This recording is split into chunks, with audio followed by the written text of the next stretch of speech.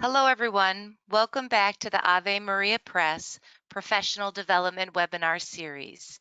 In today's webinar, Angelique Ruhi-Lopez and Carmen Santamaria will discuss how to minister to couples experiencing infertility.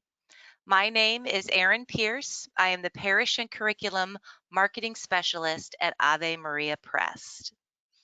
I would like to recognize our webinar partners, the National Conference for Catechetical Leadership, the National Association for Lay Ministry, the National Association of Catholic Family Life Ministers, and the Catholic Campus Ministry Association. Everyone in the audience is muted today, but you are able to ask questions. Questions may be sent to our presenter using the question section of the GoToWebinar panel, and I will read as many of those questions as possible at the end of the presentation today. This webinar is being recorded, and a link to that recording will be sent to you tomorrow via email. With that, I would like to welcome our presenters today. Angelique Ruhi-Lopez and her husband live in Miami, Florida, with their 6 children. Inspired by her infertility journey, she is the co-author of the Infertility Companion for Catholics, Spiritual and Practical Support for Couples, written as a resource to provide answers on the Church's view on infertility and adoption. Angelique is a freelance journalist with a master's degree in theology from Boston College. She has traveled around the nation to speak on infertility and served on the Archdiocese of Miami's Synod Committee on the Family. She serves with her husband as NFP promoters and marriage preparation ministers. Carmen Santamaria is an attorney who lives with her husband and 4 children in Miami, Florida. Carmen is also the co-author of the award-winning The Infertility Companion for Catholics, in which she shares her journey through secondary infertility and adoption. She has traveled the nation speaking at conferences and workshops on infertility. She and her husband are catechists, serve in marriage preparation, are NFP instructors, and Carmen is on the board of directors of the Couple to Couple League. Ladies, thank you so much for being with us today. Thank you for having us. I'm going to go ahead and make you presenter. Thank you. You're welcome.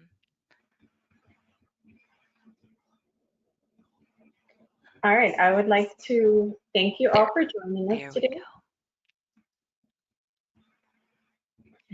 I'm Carmen Santamaria, and this is Angelique Ruhi-Lopez, and we would like to begin our time together in prayer. In the name of the Father, the Son, and the Holy Spirit. Prayer to Saints Joachim and Anne. Good parents of the Blessed Virgin Mary, grandparents of our Savior Jesus Christ. When life seems barren, help us to trust in God's mercy. When we are lost in the desert, lead us to those whom God has called us to love. When we are ashamed, remind us that we are God's children. When we sin, lead us to do God's will. You know God's will for the family. Keep all families close to you. You who suffered without children, intercede for all infertile couples. You who trusted in God's will, help us to respect God's gift of fertility. You who gave birth to the Blessed Mother, inspire couples to be co-creators with God. Pray with us for the ministry of Catholic family life. God of our fathers, you gave Saints Anne and Joachim the privilege of being the parents of Mary, the mother of your incarnate Son. May their prayers help us to attain the salvation you have promised to your people. We ask this through Christ our Lord. Amen. In the name of the Father, Son, and the Holy Spirit. All right, so we are going to begin our time this afternoon with me initially giving you some background information on what infertility is and some of the moral pitfalls associated therewith. And then Angelique will then share with us the Catholic response and give us more specifics on what you can do in ministering to couples in this area. So let's begin with defining what we're discussing, right? So what is infertility? Infertility is a heavy burden and cross for many couples, and unfortunately, many of them suffer in silence. Infertility is defined as trying to conceive for at least 1 year with regular intercourse and no contraception. According to the Centers for Disease Control, the CDC, about 1 in 6 couples in the United States faces infertility issues according to this definition. Impaired fecundity is a condition related to infertility and refers to women who have difficulty getting pregnant or carrying a pregnancy to term. About 12% of women, or 6.1 million women ages 15 to 44 in the US, have impaired fecundity, regardless of marital status. About a third of the time, infertility can be traced to the woman, and another third is male factor infertility, and the rest of the time it's either both or there's no cause that can be found. So what causes infertility? So there are many theories and factors and no easy answers. For starters, couples are having children at a later age than in previous generations. So the proportion of first birth to women that are over the age of 30 has increased fourfold since 1975, when it was only 5%, and in 2016 it was at 20%. It only continues to go up. About a third of the couples in which the woman is older than 35 have fertility problems. And this is due to the fact that women have a smaller number of eggs left by that age, and those that are left are not generally as healthy as the ones that we had when we were younger. They're also more likely to have health conditions that cause fertility problems, and older women also are more likely to have a miscarriage. Another factor that's causing infertility is prolonged use of hormonal contraceptives. Many women do not realize that the contraceptives they take when they do not want to have children can then potentially harm them when they do want to have them, because contraceptives both wreak havoc on a woman's hormones and also mask any potential issues, which may make it difficult to fix after coming off the pill. Finally, there's also various environmental factors. For example, hormones in our water supply, genetic disorders, hormone deficiencies, health factors such as endometriosis or polycystic ovarian syndrome, PCOS, increased levels of stress, being under or overweight, history of cancer or sexually transmitted diseases. All of these can be contributing factors. So it's a very multifaceted area. So there are 2 major church documents on the subject of reproductive technologies, Donum Vitae and Dignitas Personae, and you'll hear us referring to them throughout the presentation. But the United States Catholic Conference of Bishops also offers us a useful rule of thumb, which is kind of like a shortcut to help us determine if procedures are licit or illicit. So any procedure which assists in marital intercourse in reaching its procreative potential is moral, i.e. licit. And procedures which add a third party into the act of conception or which substitute a laboratory procedure for intercourse are not acceptable. They're illicit. So the principle that the church uses to distinguish moral from immoral reproductive methods is that the moral methods assist nature, whereas immoral methods replace or substitute for nature. For the marital act, that should be the source of new life. The justification for this principle is found in the church's natural law theory of morality, which understands God to be the author of nature and the human person to be a creature with the ability to live freely either in accord with nature or in violation of it. Moral or licit reproductive technologies, therefore, are those that restore the body to its normal functioning state, and where conception is the direct result of a marital act of intercourse. In these cases, the role of science is simply to make conception possible through intercourse in accord with God's will for the bringing forth of new life. We'll be discussing these moral technologies in further detail later. But right now, let's look first at some of the technologies which are very popular, you may have heard about, which violate the natural law, and look at and see why the church considers them illicit. So we're going to start with the most popular of the assisted reproductive technologies, which is in vitro fertilization. So in vitro literally means in glass. right? The sperm is taken from the man and the egg from the woman, and it's joined together in a petri dish. So the new life is created outside of the body. So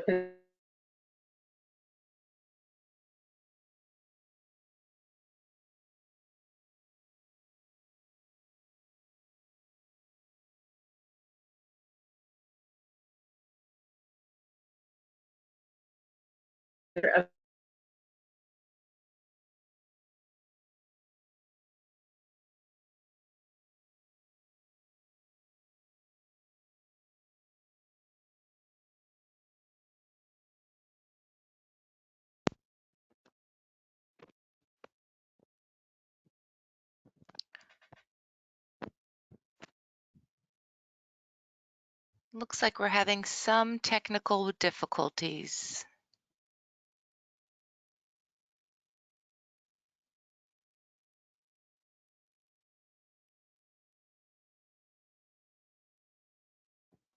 reproductive technology entrusts the life of the embryo into the power and hands of God. Carmen, Yes. so we lost you when you started talking about IVF. Okay. The camera froze. You were mentioning like fertilized outside of the womb, and Okay. then that's where we lost you. So maybe back up a little bit. Okay. Thank Okay, you. you're welcome. Okay. All right. So as I was saying, so in vitro, right, it basically is the most common form of artificial reproductive technology, and it does introduce third parties, and hence, for multiple reasons, it's illicit. And I was quoting actually, so one of the church documents, Donum Vitae, it states that by comparison with the transmission of other forms of life, the transmission of human life has a special character of its own, which derives from the special nature of the human person. So the child has the right to be conceived, carried in the womb, brought into the world, and brought up within marriage. So the human embryo is not just like any other form of life on earth. It has very specific, because we're made in the image and likeness of God, we have very special dignity, and that child, which parents want to conceive, has the right to be conceived in a certain way. So any children, though, we want to be very clear that any children that aren't conceived through in vitro or any other artificial reproductive technology have the same dignity and worth as any other child. And they're loved by God in the same way. But reproductive technology, unfortunately, many times it entrusts the power, the ability to create life, into the power and hands of doctors or technicians.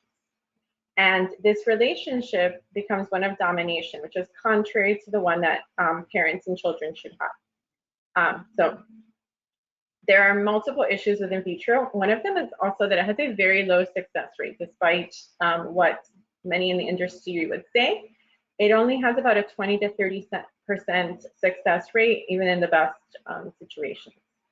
It's hard to know exact statistics because it is actually not a very well regulated industry. It's about a $6 billion industry. However, the tattoo industry is more heavily regulated than the IVF industry. And success rates do vary depending on different factors, such as the specific clinic, the procedures they use, and mainly the woman's age. So the older the woman, the less successful the procedure can be. So the CDC does collect some success rates from some clinics, and on average in 2015, for women that were younger than 35, the success rate was around 30%, but women over 44, it was about 3%. So very, very low. And according to the same, statistics from the CDC, only of the embryos that were transferred in 2015, about only 75% did not survive to birth. So IVF is dangerous, and essentially it's the flip side of contraception, right? Rather than trying to have sex without babies, we try to have babies without sex. So there's other issues as well with IVF. It also divides things into two separate decisions, right? Conceiving the child and then implanting the baby. So sometimes many embryos are conceived, but many are discarded or left frozen in something called cryopreservation. So when sperm and egg are collected and brought together in a lab, it can be seen that a technician is producing a child, right? So it makes the child more of a commodity or an entity as opposed to just, a child, which is what they are. And it lends itself to that idea of designer babies, which is something which is happening nowadays. People can choose donors and things based on height, hair color, ethnicity, IQ, all sorts of different characteristics that parents may want to choose. A survey published in March in the Journal of Assisted Reproduction and Genetics found that nearly 73% of US fertility clinics offer gender selection. So that is nearly, of those, nearly 84% offer it to couples who do not have fertility problems. They simply want to control the pregnancy's outcome. And we should never treat our body as a thing, as something we own and are free to use as we wish, or treat children as objects that are owed to us. We once attended a lecture by Father Alfred Chofi. He's a fellow with the National Catholic Bioethics Center, and he's very well versed in this area. And he kept stressing that IVF is an intrinsic evil in both principle and in practice, because he explained that IVF is a direct attack on the intimacy of the married couple and represents the trafficking of the human embryo. So I wanted to quote from a New York Times article titled "The 2-1 Pregnancy," which was on IVF and selective reduction. And I just wanted to quote this because the way the woman spoke was astounding to me. So one 45-year-old patient, her name was Jenny, said of aborting one of her twins at 14 weeks. "Things would have been different if we were 14 years younger, or if we hadn't had children already, or if we were more financially secure," she said later. "If I had conceived these twins naturally, I wouldn't have reduced this pregnancy, because you feel like if there's a natural order, then you don't want to disturb it.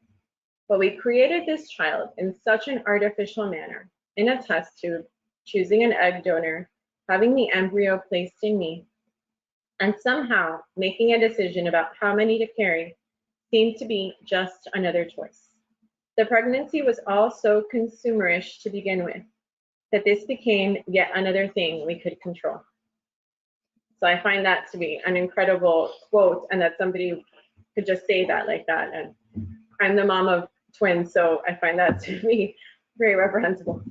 So while the desire to have a healthy child is natural and normal, the willingness to kill those embryos that are not healthy or who just don't meet our requirements or what we want is an intrinsic evil. Ethicist John Haas from In Begotten Not Made, A Catholic View of Reproductive Technology states, "In IVF, children are engendered through a technical process, subjected to quality control, and eliminated if found defective.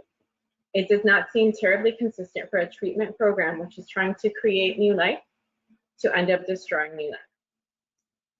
Additionally, since the majority of women using IVF are over 35, they're resorting to more and more egg donors. And egg donors is really a misnomer, because they are not donating their eggs per se. They're actually paid, many times tens of thousands of dollars.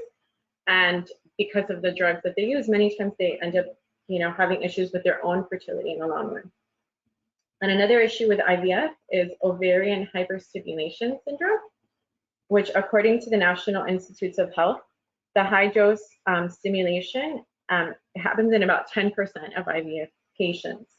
And in the UK, they found that high dose IVF is one of the leading causes of maternal mortality.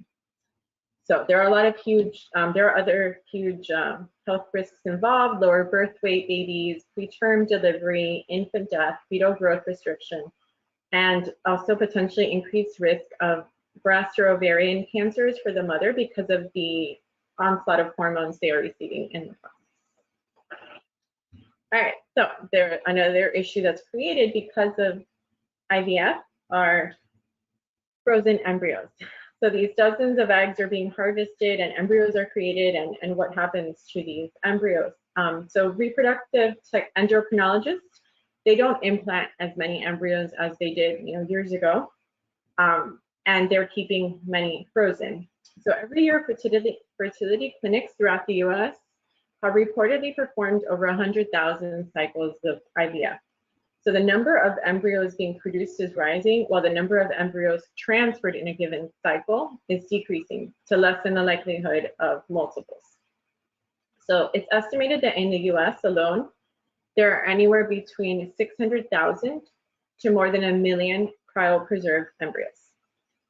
So those are human lives that are frozen, and approximately 5% of those are considered to be abandoned, which means that their parents have either stopped paying their storage fees to keep them preserved and frozen, or they've lost contact with the facility, or basically they've left them at the discretion of the fertility clinic to do what they would like with them. And there's no precise statistics because this isn't super well regulated. But as Catholics, we believe that life begins at conception, and this is true whether life begins in the womb or in a petri dish. So as such, these couples who have these frozen embryos have these real human lives that are frozen. And sometimes they're told to donate them to science, but that essentially means their death, as these babies will then be used for experimentation or some sort of research. So as the number of the frozen embryos grows, Catholics may also be considering embryo adoption. And embryo adoption involves adopting some of these embryos that belong to another family or families, depending on the number, and implanting them in the mother's womb to raise the child as their own. The most well-known of these agencies is called the Snowflakes Embryo Adoption Program. So hence sometimes these babies are referred to as snowflake babies. And many Orthodox ethicists debate the morality of embryo adoption. So there's no definitive answer. So part of the issue stems from the fact that these embryos are started through the IVF process, right? So that in and of itself is an unnatural and something that the church stands against. So some people say that this is equivalent to surrogacy. However, the debate centers mostly around what can we do with these embryos that already exist, right? And there's no definitive answer. Dignitas Personae left a sliver of a door open on embryo adoption, and many theologians, but some don't see how it can be moral in practice. Father Choki, the one that we referred to, explained that in theory it could be done, but in practice it's a no-no, because you should only attempt to transfer one embryo at a time so as to not risk the life of a baby more than the natural risk of 50%, which is the natural miscarriage rate. And some also think that it's a definitive no, since Donum Vitae states that parents may only become parents through each other. Others think that it would be morally perfect, just like an early term adoption, and there's nothing intrinsically wrong with it. So there's some issues with it, and basically anyone who does want to consider it should be under the guidance of a good Catholic priest or moral theologian who's qualified in this area. So a related topic is surrogacy. So in surrogacy, a woman carries an embryo implanted in her uterus who is either genetically a stranger to the embryo or has contributed the donation of her ovum, which is fertilized through insemination with the sperm of a man other than her husband. So she carries the pregnancy with a pledge to surrender the baby once it is born.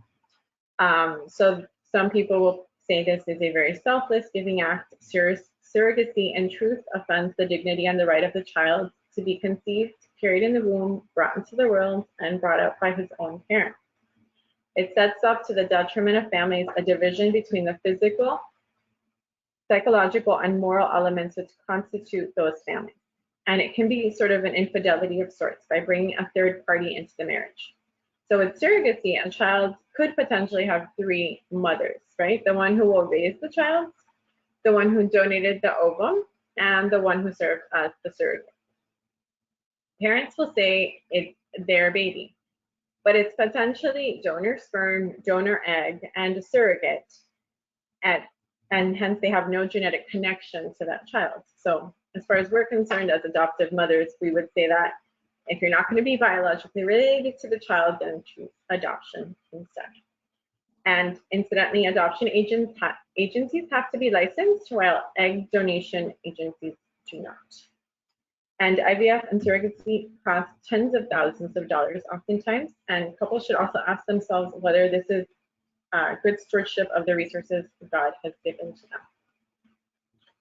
So, intrauterine insemination, or IUI, or artificial insemination as it's sometimes called, is an infertility treatment in which the woman is injected with specially prepared or washed sperm. So on the subject of IUI, the Catechism of the Catholic Church states in paragraph 2377 that techniques involving only the married couple, so homologous artificial insemination and fertilization, are perhaps less reprehensible than those with donors, yet remain morally unacceptable. They dissociate the sexual act from the procreative act.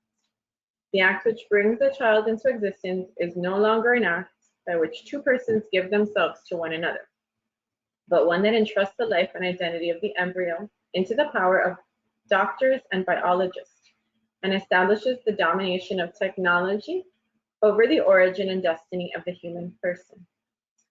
However, Dignitas Personae stops short of condemning homologous artificial insemination outright. In theory, artificial insemination, given several critical conditions to be in place, could be allowed. However, pastorally and in practice, the methods used tend to make it improved. Homologous artificial insemination within marriage cannot be admitted except for those cases in which the technical means is not a substitute for the conjugal act, but serves to facilitate and to help so that the act attains its natural purpose. So, for example, artificial insemination can be done under certain conditions, such as if there is a blocked fallopian tube, the procedure is done to move the sperm past the blockage, as long as all of the means used for the procedure are listed.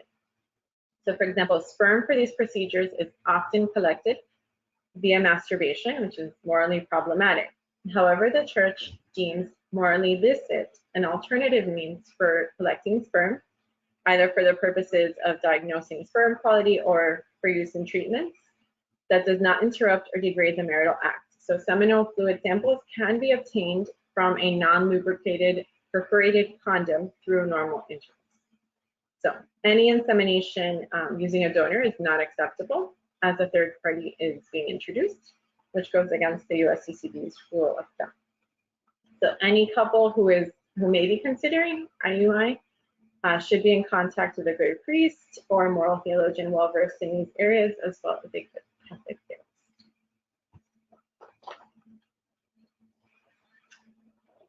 So now that Carmen shared all of that, we're going to look at the Catholic perspective on this topic. So Dr. Jaden Smith, a theologian from Detroit, said that we no longer live in a brave new world. It's a cowardly new world because we've caved into all these procedures. And it's important to note that procedures that Carmen describes, such as IVF and IUI, never cure the underlying infertility. They simply bypass these issues. We as Catholics are so blessed to have alternatives. In her wisdom, the Church differentiates between the technologies that honor the dignity of the couple and the life they desire to create, and those that devalue human life. Our human nature is both corporal and spiritual. Therefore, any medical treatment we choose has spiritual ramifications and consequences. Many medical procedures for treating infertility reduce humans to our biological components to mere procreative processes at the expense of the union of bond. We know from the Catechism, number 2319, that every human life from the moment of conception until death is sacred because the human person has been willed for its own sake in the image and likeness of the living and holy God. Now, accepting the Church's teachings on sex and procreation is challenging because mainstream society offers us very different, often very enticing, opposing views. And it's easy to fall into the trap of listening to what others say the Church teaches instead of going to the source itself. The Church emphasizes the need for treatment to address the underlying reasons for infertility, not just to treat the symptoms of infertility, as many of these other reproductive technologies tend to do. And the Church, of course, is also concerned for our spiritual and emotional well-being, which is why it wants us to choose treatments that will safeguard our values and uphold human dignity. So there are many ways that the church can provide the necessary guidance for couples on this journey. Infertility and treatment options bring a great deal of ethical dilemmas for couples, as you can see from what was previously described. And many people just simply don't know the church's views on these issues. We need to educate and support couples, and this begins by informing ourselves, those of us who are ministering to other couples who are experiencing this. By all statistics, Catholic women are using reproductive technologies just as much as the rest of the population. And people don't really know that the Catholic Church has specific and very rich and beautiful teachings on this subject, or they simply misunderstand them.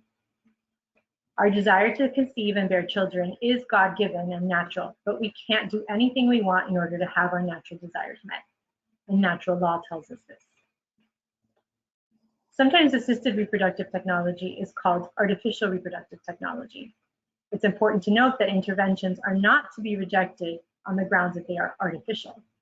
As such, they bear witness to the possibilities of science and medicine, but they must just be given a moral evaluation in reference to the dignity of the human person. And it's important to grasp the concept and to share this with the people that we're ministering to, that human beings do not reproduce, they procreate. Procreation reflects that God is involved in the creation of this new life, and that each life is unique and irreplaceable. As such, the way that God designed the marital act was for it to serve a twofold purpose: for it to be unitive and procreative, or at the very least open to the procreative power of our married love. Any reproductive techniques must respect both of these elements of married love. And the church, in fact, does support and approve of many modern medical techniques that assist couples in overcoming infertility, and encourages modern medical science to work to find additional moral means of doing so.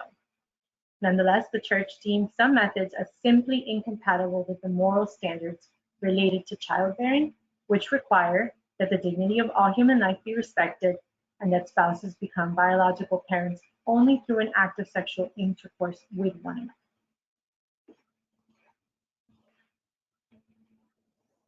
So we are blessed to have Catholic doctors who took up this challenge to that actually called the sixth issue, to find treatments and to do medical research in order to find ways to treat the underlying reasons for infertility. So through years of research and training, methods have been developed such as natural procreative technology, or NAPRO technology, as is more commonly known, to offer listed treatment options and help couples either conceive a child or treat any fertility-related health condition. These are not antiquated, but modern, technologically advanced treatment options. FEM is another similar medical option that has recently begun to treat patients holistically and is in line with church teaching. So NAPRO technology, what sets it apart is that it's not cookie-cutter medicine in the way that we often see. All the different procedures that Carmen described never seek to find the underlying reasons. Instead, they just treat every patient as a person who simply can't get pregnant. And so this is what differentiates NAPRO. It's very personalized and looks at the individuals and the couple to see what the underlying causes of infertility are. And NAPRO views infertility as a symptom rather than a disease. A study conducted in Ireland showed that NAPRO technology heals at least as many, if not more, couples than assisted reproductive technology centers did, at less cost and without the tragedy of frozen or discarded embryos. These natural methods lead to pregnancies that occur via loving marital relations between a husband and a wife in a restored and healthy womb. The disorder that was preventing pregnancy has been healed. In an article comparing NAPRO and IVF, published in the American Medical Association Journal of Ethics, the cumulative live birth rate in patients receiving IVF is between 45 to 55%. But in a study population of 1,045 patients treated with NAPRO infertility protocols, more than 60% became pregnant within 24 months, and nearly 70% were pregnant within 36 months. And because natural fertility is restored with NAPRO and not with IVF or the other procedures, these couples are often able to get pregnant again.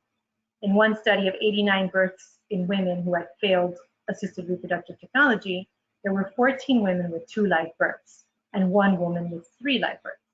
Since IVF does nothing to correct the cause of infertility, there is no benefit for future subsequent pregnancies. And another benefit is that NAPRO technology can be done at a distance.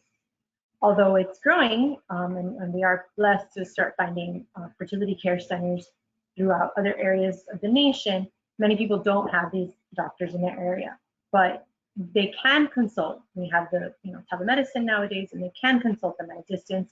They can do their blood work, for example, where they live locally, and then they can consult with a doctor online or at a distance. As a matter of fact, the Pope Paul VI Institute in Omaha, Nebraska, which started NAPRO technology, does this quite often. And many of the other doctors who practice NAPRO technology throughout the nation also offer this option. And note that it's called fertility care, not fertility control. Even for those whose pregnancy does not result, they are healthier than they were before they began NAPRO. And the same can most definitely not be said of those who use assisted reproductive technology with all its increased risks. Now that we know what the church offers in terms of solutions and medical alternatives, we will describe how infertility affects couples and how the church can spiritually support them. Jeannie and Bruce Hanneman, the founders of Elizabeth Ministries, wrote a booklet on the infertility journey. They confirm the importance of the church community as a way of helping us bear this cross. The church community cannot take away your tears, but can show you how to make them holy. They can offer you comfort and ways to help mourn your pain. Your doctors may be your guides to needed physical healing, but your faith community will be the guide for spiritual healing and direction. So as ministers who desire to help couples in our diocese who are experiencing infertility, it's important to understand what in many cases couples are going through and how to help them through it. So some of the problems that infertility can have on a marriage include, unfortunately, a very high divorce rate. Sometimes seeking to create life may cause the death of the marriage. We know several marriages that have eventually ended in large part because of infertility issues. There's also a lot of disappointment and shame with such a public cross. And I would often say that also within Catholic circles, this is almost doubly harder because there's, the pro-life stance, and people may assume that if couples don't have children, that perhaps they're contracepting. And that's not the case, unfortunately. People sometimes make snap judgments. There's also a lot of the questions of when are you having children? What are you waiting for? And maybe that the couple may want nothing more than to have children, and they just simply have been unable to. This is, I'm sure, or is rather incredibly hard in Catholic circles when some families have a large number of children. Reproductive problems are often not anticipated, and there's a lot of anger and resentment that can result. Couples often take for granted that they can have kids whenever they decide to. And then we think it's important for them, we'll talk a little bit more about this later, but for these issues to potentially be discussed before they even arise, for a couple either during marriage prep or just while they're engaged, to discuss what they would do to address any potential infertility issues. There's also a lot of suffering in silence. Sometimes the couple doesn't see eye to eye, or because men and women deal with infertility differently, they try to bear the cross alone. And this is not how it has to be, as we will discuss later. There are also intimacy issues. Some couples have expressed frustration at the fact that having sex can become a chore when the pressure from trying to conceive builds. And of course, it's both a physical and a psychological problem. Often only the first part is addressed, but there are often spiritual and psychological scars that can have lasting effects. For many Catholic couples, the church is the natural place to look for help and support. In this part of the presentation, we hope not only to address some of these aforementioned issues, but help provide Catholic guidance on the journey. So I think one of the first things and very basic things that we need to do as ministers is to remind the couples of their marriage vows, because whether we realize it or not, so much actually addresses infertility here. It's often easy to overlook the importance of the wording of these beautiful vows. Some of you may minister to couples as they prepare for marriage. And as I just stated, infertility is an area that we feel needs to be addressed in marriage prep. Just even simply from the way that our culture speaks about having children. When are you going to have children? How many children do you have? Unfortunately, that means that we have the control to decide, but that's not what we believe as Catholics. Right before they declare their vows, the priest asks the couple if they will accept children lovingly from God and bring them up according to the law of Christ and his church. And so that word accept is often overlooked. This important phrase reminds all couples that children are not ours to have, they are God's to give. We are mere recipients of this gift. We recently read articles in publications like the Washington Post and Harper's Bazaar, in which women in their 40s lamented not knowing enough about their bodies to have known that their fertility had limits.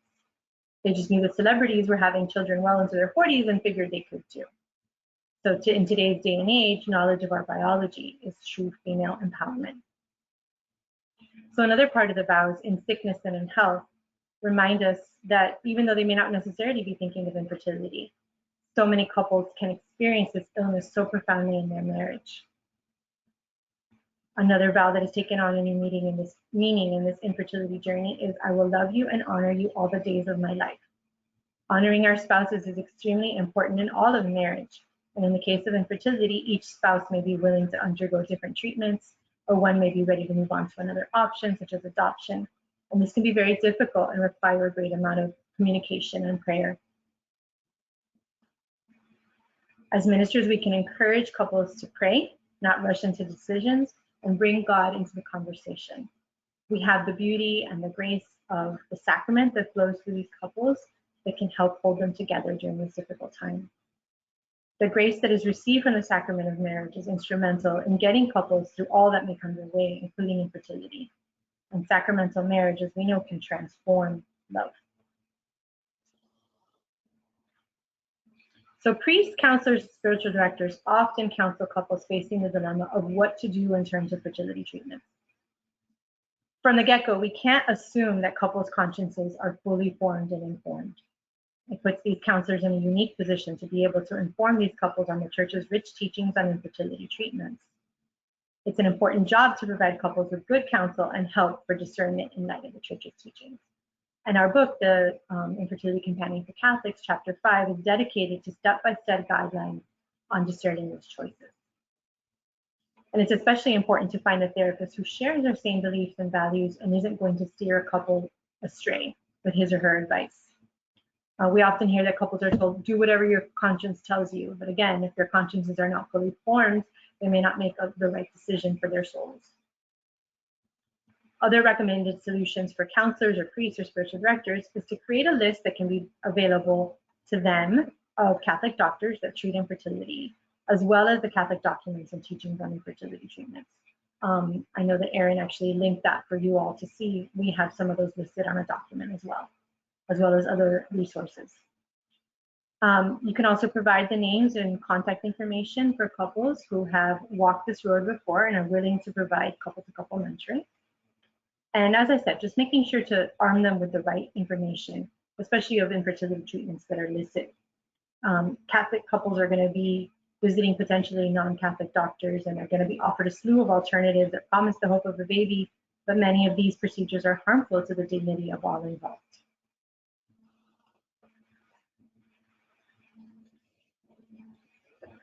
So there are many ways that parishes and dioceses can minister to couples experiencing infertility. The first, which we've already stated, is to try to incorporate infertility awareness within marriage prep. But there's also the possibility of planning an infertility mass or prayer service for those wanting to conceive, or for pregnancy loss also. And that could be diocesan-wide, it could be parish-wide, it could be done by the Diocese Family Life Office, the NFP department. Invitations can be placed on diocesan event calendars, on parish and diocesan websites, and left at doctors' offices of any local pro-life or NFP-only doctors. In the document that will be provided to you, we have suggested mass readings from couples in the Bible who suffered from infertility, such as Sarah and Abraham and Hannah and Elkanah. We also have suggested prayers of the faithful that could be used during a mass. The mass could be an annual event. One idea is to hold it in April during National Infertility Awareness Month. Support groups are also important. We know that people sometimes feel alone on this journey, and when they're part of a support group, they realize that they're not alone. They can consist of testimonials, sharing of personal experiences. It can be just for women, just for men, just for the couple. There are multiple groups that plan events and retreats as well. Sarah's Hope and Abraham's Promise out of Texas actually even just offered an online infertility prayer service on April 25th. And we were blessed to speak at one of their events a few years back as well. And there's just a number of organizations that nationwide offer different speaking engagements for people to feel supported and get the information that they need to proceed with faith and hope during this journey. I think also being remembered once in a while in the general intercessions, like, we just had Mother's Day pass this weekend, and sometimes it's difficult for people to attend Mother's Day or Father's Day masses because the focus is on mothers, which is what they long to be so much. So Father Mike Schmitz this weekend during his homily talked beautifully, not just about mothers, but about the pain of infertility and not knowing what God has planned, but trusting him anyway. So very quickly before we end, we're just going to go through these very fast, but a topic that also, is unfortunately related to infertility is miscarriage. And oftentimes people experience both. And it's important for us as Catholics to recognize miscarriage as a real loss and not minimize the pain involved. They occur much more frequently than we think. And the emotions can be varied and challenging, including grief and sadness and anger and depression. And what we can do as ministers is make sure that we're arming families with the correct information on this. They do have the ability to bury the baby that they've lost, that they've miscarried. And one of the most common, sometimes it might be difficult to have a priest say a mass for a miscarried child because it's not commonly done, but it is important to stand firm if it's something that you would like done, because it can bring about a lot of healing. As a matter of fact, one of the most beautiful and painful all at the same time masses that we ever attended was a friend of ours who miscarried twins. And it was just such a beautiful celebration of hope and of love, and a chance for them to also grieve and share their sorrow with the community. So this is doable. Additionally, the infant that they've lost can be buried as well. It's important to know that any unbaptized miscarried child can be given a Christian funeral. If the parents intended to baptize their child, the Code of Canon Law tells us that as regards to funeral rites, catechumens are to be considered members of the Christian faithful. The local ordinary can permit children to be given ecclesiastical funeral rites if their parents intended to baptize them, but they died before their baptism. So again, we'll have more information in that document that you can look at on this, and you can feel free to reach out to us for more information. But we've seen dioceses providing support groups and whatnot as well, and grief groups, which is a really good way to help them process their experience.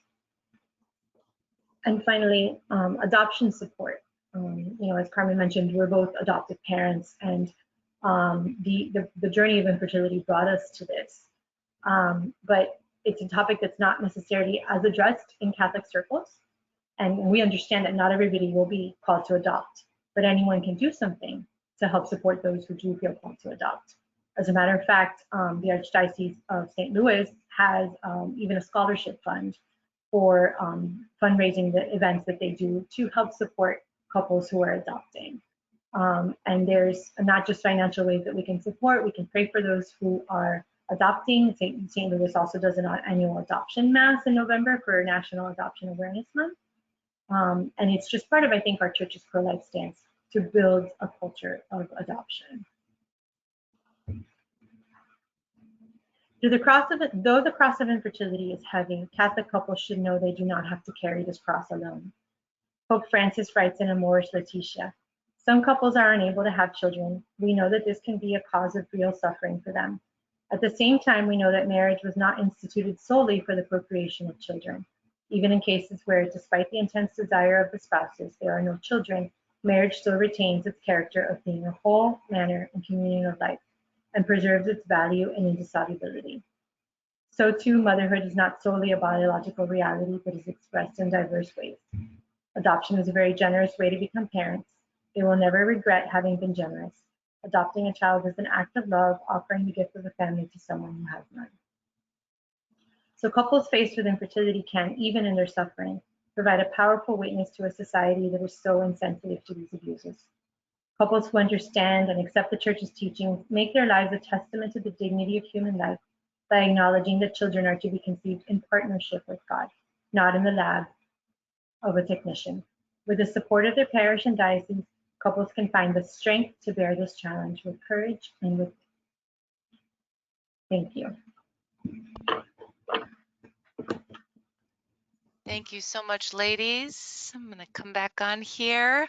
I encourage anyone now to go ahead and send in a question that you would like Angelique or Carmen to answer. Really appreciate you breaking down, the church teaching on this, and then also giving ministers really practical ways to care for couples who are experiencing this, which you said is a cross to bear. We do already have a couple of questions, so I wanted to go ahead and get started with this. Kathleen asked, have you had any experience with women with Turner syndrome? Are you familiar with Turner syndrome? No. So we'll write it down and look it up. Okay, she doesn't give anything else, just that question. So Sorry. no problem. Lee also asks, she said, I think it's a she, I did not follow what is the cause of increased maternal death in IVF. Could you explain that a bit? Is it an adverse reaction or something else that is the cause? I don't know if yes, it was, there's just very strong hormones that are given, and sometimes also the hyperstimulation of the ovaries. That's very risky. I mean, there could be like a rupture. I mean, there's just a lot of risks involved when we're doing things that are unnatural. And like Angelique said, we have such good options that have much better success rates and we just unfortunately don't know about them. Right? NAPRO isn't really something that's known about as much as we hear about all these fertility clinics and yeah. So yes, basically all the hormones and all of that, sometimes because they are bypassing, they're not really trying to figure out what's wrong. They're just trying to get you pregnant.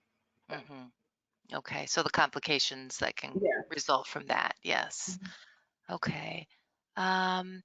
Lynn says, how is it best to talk? I believe she has a daughter who feels that she does not understand her grieving over infertility, which is now permanent due to a necessary hysterectomy that she had via a NAPRO doctor.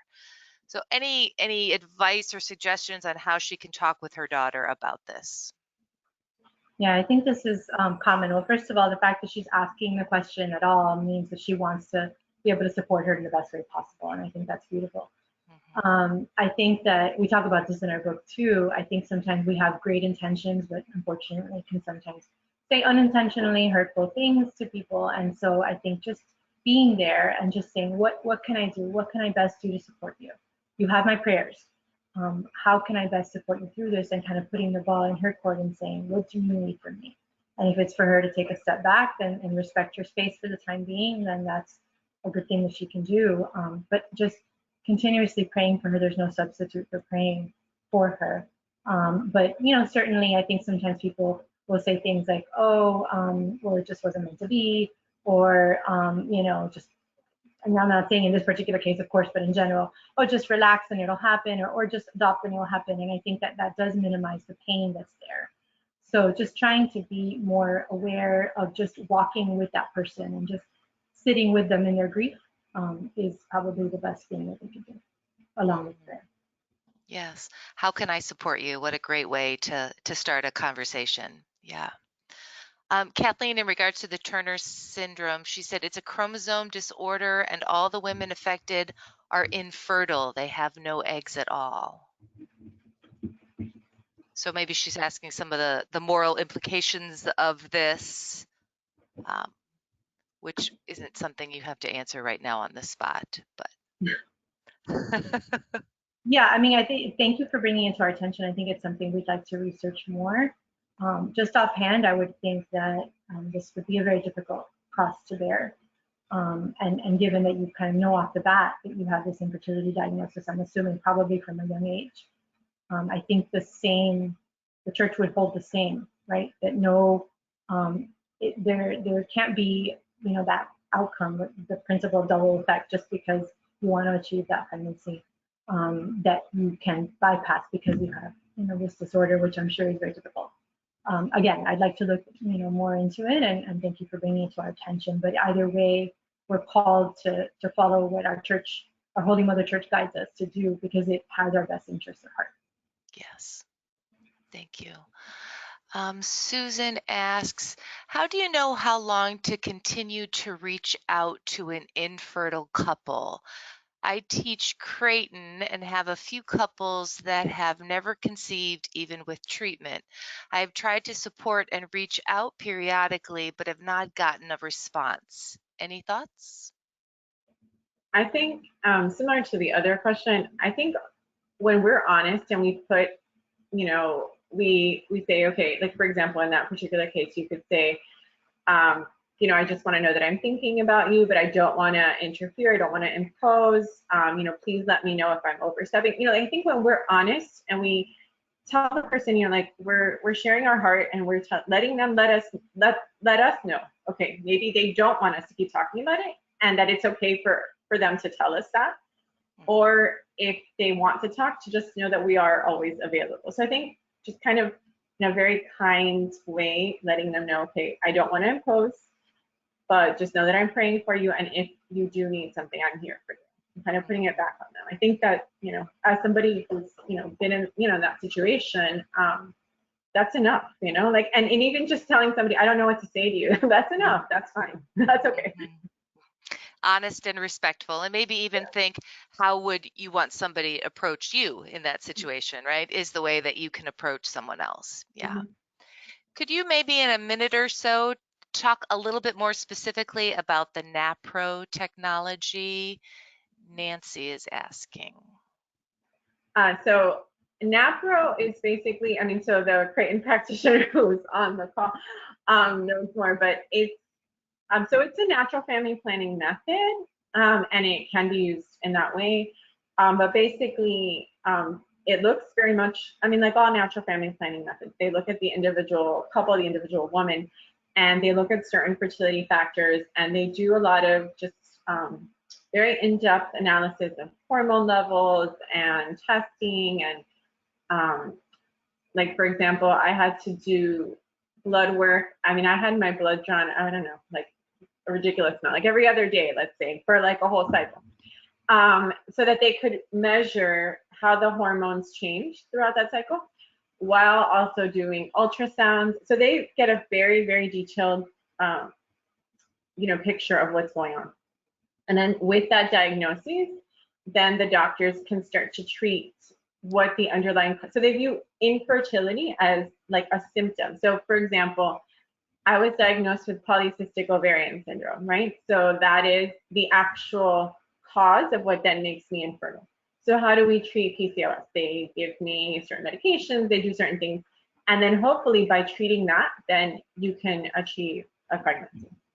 So it takes longer, which I think sometimes people are very desperate in these situations, and NAPRO has never advertised it to be a quick fix, because they are trying to get to the underlying issue. So, but because they do get to the underlying issue, like Angelique said, they do have a greater success rate and also subsequent pregnancy. Wonderful. And I imagine there must be some sort of directory, a NAPRO directory. Yeah.